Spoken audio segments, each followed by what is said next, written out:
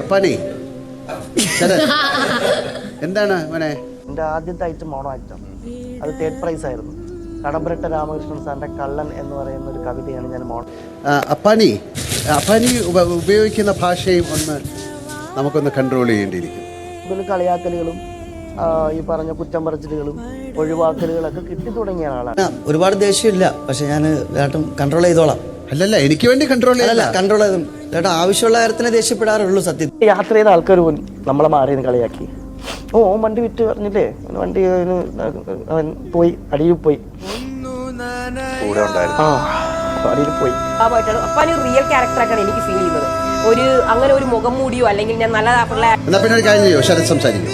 Sorry ആൾക്കാർ, പ്രത്യേകിച്ച് കാര്യങ്ങളൊന്നുമില്ല. ഞാൻ മാത്രമല്ല എല്ലാവർക്കും, അവർക്കൊക്കെ. ഞാൻ അതുകൊണ്ട്